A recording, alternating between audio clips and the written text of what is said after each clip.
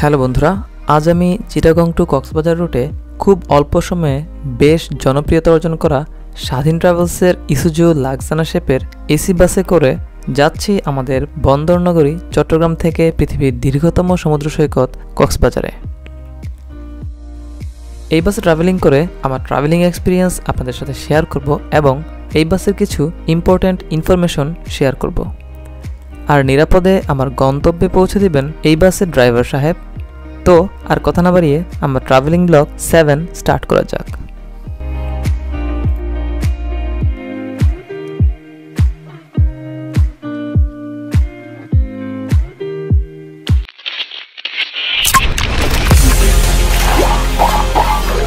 এখন আমি আছি স্বাধীন ট্রাভেলসের মেইন কাউন্টারে, যা চাঁদগাঁও থানার সাথেই অবস্থিত। এই কাউন্টারটি বেশ বড় এবং নিট অ্যান্ড ক্লিন, বলতে পারেন মানসম্মত একটি কাউন্টার। এই কাউন্টারে আপনারা কিভাবে আসবেন? আপনারা যদি ট্রেনে আসেন তাহলে রেলওয়ে স্টেশন থেকে সিএনজি পাবেন। চাঁদগাঁও থানার ফেয়ার নেবে 120 থেকে 150 টাকা। সিএনজি ছাড়াও 2 নাম্বার বাস রয়েছে। 2 নাম্বার বাসে করে বদ্দরহাট বাস টার্মিনালে যেতে হবে। সেখান থেকে রিক্সা নিতে পারেন অথবা হেঁটেও যেতে পারেন। বাস ফেয়ার 10 টাকা। সকাল 10:05 কাউন্টার থেকে অ্যানাউন্সমেন্ট দেয়া হলো কিছুক্ষণের মধ্যে কোচ নাম্বার 816 কক্সবাজারের উদ্দেশ্যে ছেড়ে যাবে। যা ছেড়ে যাওয়ার কথা ছিল সকাল 10টায়, এখানেও 5 মিনিট লেট। যাই হোক, চলুন বাসের ভিতরে প্রবেশ করা যাক। আমি সিট বুকিং করেছি আলপা 3 and 4, মানে A3 and A4। এর জন্য আমার খরচ করতে হয়েছে 800 টাকা। আগে থেকে আমার 2 সিটে পানি 350 ml রাখা ছিল। আর এই দিকে এখন আমাদের ড্রাইভার সাহেব বাসে আসেন নাই। আমাদের ড্রাইভার সাহেব সকাল 10:13 আমাদের যাত্রা শুরু করেন। শুরুতেই আমরা পড়ে যাই জ্যামে। গাড়িগুলো এমনভাবে পার্কিং করা ছিল, আমাদের এখান থেকে বের হতে হতে প্রায় 4 মিনিটের মতো সময় লেগে গেল। এখন ড্রাইভার সাহেব আমাদের নিয়ে যাচ্ছেন নতুন ব্রিজের কাউন্টারের দিকে। সেখান থেকে কিছু যাত্রী নেবেন। তো ড্রাইভার সাহেব নতুন ব্রিজের কাউন্টারের দিকে যেতে থাকুক। এই ফাঁকে আপনাদেরকে এই বাসের কিছু ইম্পর্ট্যান্ট ইনফরমেশন জানিয়ে দিই। স্বাধীন ট্রাভেলস খুব অল্প সময়েই চিটাগং টু কক্সবাজার রুটে বেশ জনপ্রিয়তা অর্জন করেছে। স্বাধীন ট্রাভেলস শুধু এসি বাস দিয়ে সার্ভিস দিয়ে যাচ্ছে। তাদের বহরে আপাতত কোনো নন এসি বাস নেই। এই বাসের চ্যাসিস হিসাবে ব্যবহার করা হয়েছে ইসুজু LT133P, যা রেয়ার ইঞ্জিন। এই বাসের মোট 36টি সিট রয়েছে। প্রতিটিতে 2:2 সিট পজিশনে রয়েছে। এটি একটি ইকোনমি ক্লাস বাস। সিটগুলো মোটামুটি আরামদায়ক এবং সিটের সাথে লেগ রেস্ট রয়েছে। এক সিট থেকে আরেক সিটের ডিস্টেন্স মোটামুটি ভালোই ছিল। চিটাগং টু কক্সবাজার প্রতি সিট ফেয়ার 400 টাকা। এই বাসে ফ্রি ওয়াইফাই ফ্যাসিলিটিস রয়েছে। এই বাস সম্পর্কে আরও ভালো জানতে চাইলে উপরের আই বাটন থেকে এই বাসের ফুল রিভিউ দেখে নিতে পারেন। অনলাইনে টিকিট বুকিং করতে চাইলে স্ক্রিনে দেওয়া ওয়েবসাইট থেকে টিকিট বুকিং করতে পারেন। এছাড়াও কিছু গুরুত্বপূর্ণ কাউন্টার নাম্বার স্ক্রিনে দেওয়া আছে, আপনাদের প্রয়োজন হলে নিতে পারেন। সকাল 10:26 দিকে আমরা চলে আসি নতুন ব্রিজ কাউন্টারে। এখান থেকে কিছু যাত্রী নিবে, দেন আবার আমাদের যাত্রা শুরু হবে। বাই দ্য ওয়ে, আপনাদের একটা জিনিস দেখাই, স্বাধীন ট্রাভেলস বাসটি কোনো রং সাইডে পার্কিং করেনি। সুন্দর করে পার্কিং প্লেসেই বাসটি পার্কিং করেছে, যেখানে অন্য বাসগুলো পার্কিং প্লেসে পার্ক না করে মেইন রোডে পার্কিং করে রেখেছে। মেইন রোডে এই বাসগুলো পার্কিং করে রাখার ফলে মেইন রোডে অনেক জ্যাম সৃষ্টি হয়। ড্রাইভার সাহেব মাত্র 6 জন যাত্রী নিয়ে সকাল 10:49 আবার আমাদের যাত্রা স্টার্ট করেন। নতুন ব্রিজ থেকে একজন যাত্রীও উঠল না। আমি এটা বুঝলাম না, এখানে যাত্রী না থাকা সত্ত্বেও কেন 23 মিনিট এই কাউন্টারে রাখা হলো। আর অন্যদিকে আমি ভাবতে থাকি, যদি 2 সিট না নিয়ে 1 সিট নিতাম তাহলেই ভালো হতো। আমি 400 টাকা শুধুই বেশি দিলাম। এই জিনিসগুলো ভাবতে ভাবতে আমরা নতুন ব্রিজের উপরে দিয়ে চলতে থাকি। ব্রিজে ওঠার পর আমার কাছে কেন যেন মনে হলো বাসের স্পিড কমে যাচ্ছে। দিনের বেলা এই রুটে ভালোই গাড়ির চাপ দেখা যাচ্ছে। গাড়ির চাপ দেখে মনে হচ্ছে ঢাকা শহরেই রয়েছি। কিছু সময় পর পর বাস স্টেশন দেখাচ্ছে, এর ফলে আমাদের বাসও স্লো করতে হচ্ছে। মার্সা বাস এই রুটে কেন সেরা তার প্রমাণ আমি আজকেই পেয়েছি। 5 থেকে 10 মিনিট পর পর মার্সা বাস দেখতে পেয়েছি। সামনে একটি ছিল ফেক হানিফ বাস, গ্যাপ পেলেই হাওয়া হয়ে যেত। আর এদিকে আমাদের ড্রাইভার সাহেব 65-র উপরে স্পিডেই তুলছেন না। কেন জানি এই বাস জার্নিটা আমার কাছে একটু বোরিং লাগছিল। অন্যদিকে আমার শরীরও একটু ক্লান্ত লাগছিল। আমি রাতে তুর্না এক্সপ্রেস ট্রেনে ট্রাভেলিং করার সময় ঘুমাইনি, তাই হয়তো ক্লান্ত লাগছে।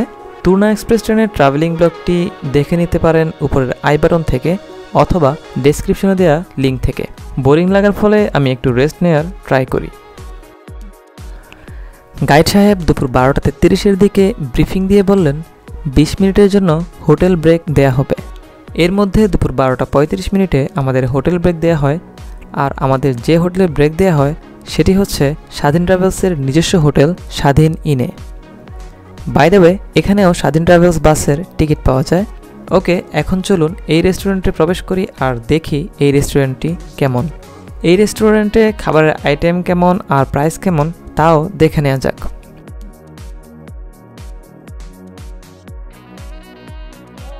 এখন যেহেতু প্যান্ডামিক সিচুয়েশন চলছে, তাই আমি পাবলিক প্লেসের খাবার একটু অ্যাভয়েড করার ট্রাই করছি। মেনুতে অনেক আইটেমের খাবার রয়েছে, সাথে প্রাইস লিস্টও দেয়া আছে। মেনু দেখে আমি জাস্ট একটি লাচ্ছি অর্ডার করি এবং ওয়েটারকে বলি আমাকে যেন ওয়ান টাইম গ্লাসে সার্ভ করে, বাট উনি লাচ্ছি কাচের গ্লাসে সার্ভ করেছেন। এনিওয়ে, আমি এটি খাচ্ছি না। সব যাত্রী বাসে উঠে গেছেন, ড্রাইভার সাহেব ইতিমধ্যে ওনার কোকপিটে বসে আছেন। অন্যদিকে চেকার বাসে উঠে চেকিং করছেন সব কিছু ঠিকঠাক আছে কিনা দেখার জন্য। দুপুর 12:57 দিকে হোটেল ব্রেক শেষ হলে আবারও আমাদের যাত্রা শুরু হয়। আমাদের ড্রাইভার সাহেব অনেক স্লো ড্রাইভ করছিলেন। এই স্লো ড্রাইভিং দেখে একজন যাত্রী ড্রাইভার সাহেবকে রিকোয়েস্ট করলেন একটু ফাস্ট ড্রাইভ করার জন্য। ওনার একটু এমার্জেন্সি কাজ আছে। বলতে গেলে ড্রাইভার সাহেব তখনই একটু ফাস্ট ড্রাইভ করছিলেন। তখন আমি টপ স্পিড 70 কিলোমিটার/আওয়ার পেয়েছিলাম জাস্ট 3 থেকে 4 মিনিটের জন্য। তারপর উনি সেই আগের মোডেই গাড়ি চালাচ্ছেন। ওনার গাড়ি চালানো দেখে মনে হয়েছিল গাড়িটি এইমাত্র পোর্ট থেকে বের হয়েছে। যেভাবেই হোক গাড়ির মালিকের কাছে সুন্দরভাবে হস্তান্তর করতে হবে।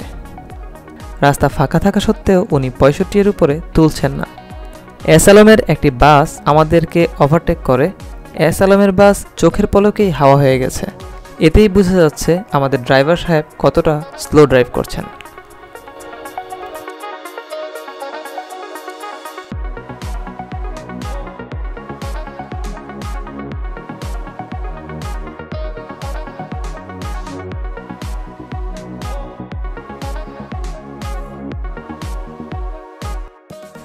এতক্ষণ তো সামনে বসে ট্রাভেলিং করছি, এখন চলুন মাঝের সিটে বসে ট্রাভেলিং কেমন এনজয় করা যায় সেটি দেখে আসি।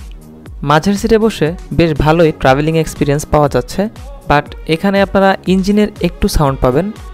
গ্যালারি সিটে বেশ ভালোই ইঞ্জিনের সাউন্ড পাওয়া যাচ্ছে। আর এই সিটে আমি একটু ঝাঁকি পাচ্ছিলাম। আমি মনে করি আমার সামনের সিটটাই অনেক ভালো ছিল। যারা এই বাসে ট্রাভেলিং করবেন আমি আপনাদেরকে সাজেস্ট করব ABCD এই 4টা রোতে ট্রাভেলিং করতে। আশা করি এই 4টা রোতে অনেক ভালো ট্রাভেলিং এক্সপিরিয়েন্স পাবেন। দিনের সময় এ রোতে ট্রাভেলিং করলে বাস ট্রাভেলিংটি অনেক ভালো এনজয় করতে পারবেন।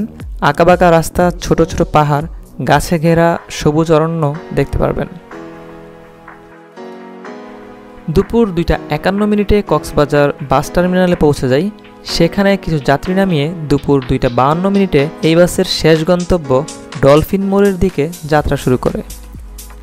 আমার প্ল্যান ছিল মার্সা বাসে করে কক্সবাজার থেকে চিটাগংয়ে ব্যাক করব, বাট রাস্তায় হানিফ এন্টারপ্রাইজের Volvo B9R multi axle economic bus দেখে আমার প্ল্যান চেঞ্জ করে ফেলি। প্ল্যান করি এই পাগলা ঘোড়ায় করে কক্সবাজার থেকে ঢাকায় ব্যাক করব। অবশেষে আমার ট্যুরমেট দুপুর 2:59 ডলফিন মোড়ে চলে আসে। ড্রাইভার সাহেবকে ধন্যবাদ জানিয়ে আমার আরেকটি বাস জার্নি এখানেই শেষ করছি। এখন আপনাদেরকে এই বাসের মূল পার্টে নিয়ে যাচ্ছি। এই বাসে ট্রাভেলিং করার সময় আমার কাছে যেই জিনিসগুলো ভালো লেগেছে, এই বাসের স্টাফদের ব্যবহার অনেক ভালো ছিল। ড্রাইভার থেকে শুরু করে হেল্পার, গাইড, ইভেন বাস কাউন্টারের স্টাফদের ব্যবহারও অনেক ভালো ছিল। রেটিং দিতে হলে আমি সবাইকে 10 করে দেব। দ্বিতীয়ত হচ্ছে বাসের ইন্টেরিয়র এবং বাসের কন্ডিশন অনেক ভালো ছিল। তৃতীয়ত বাসের এসি অনেক বেশি ঠান্ডা ছিল। চতুর্থত 6 জন যাত্রী নিয়েও স্বাধীন ট্রাভেলস কক্সবাজার এসেছে। অন্য সব অপারেটর হলে হয়তো ট্রিপটি ক্যান্সেল করে দিত। আমার কাছে স্বাধীন ট্রাভেলসের এই জিনিসটা অনেক বেশি ভালো লেগেছে। তো এবার চলুন খারাপ দিকগুলো দেখে আসি। প্রথমত বাসের ভিতরের ভালোই কেবিন নয়েজ পেয়েছিলাম এবং বাসটি একটু ভাইব্রেন্ট করছিল। আমি রেস্ট নেওয়ার সময় এই জিনিসের জন্য একটু ইরিটেট ফিল করেছিলাম।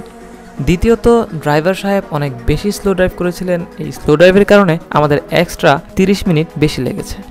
টু বি অনেস্ট, আমি এই বাসে ট্রাভেলিং করে স্যাটিসফাইড। 400 টাকা দিয়ে এর থেকে ভালো সার্ভিস হয়তো কেউ দিতে পারবে না। এনিওয়ে, এই ছিল আজকের জার্নির সমাপ্তি। অন্য আরেকদিন অন্য কিছু নিয়ে হাজির হয়ে যাব। সেই পর্যন্ত ভালো থাকবেন, সুস্থ থাকবেন, নিজের জীবনকে ভালোবাসবেন, দেশকে ভালোবাসবেন। আল্লাহ হাফেজ।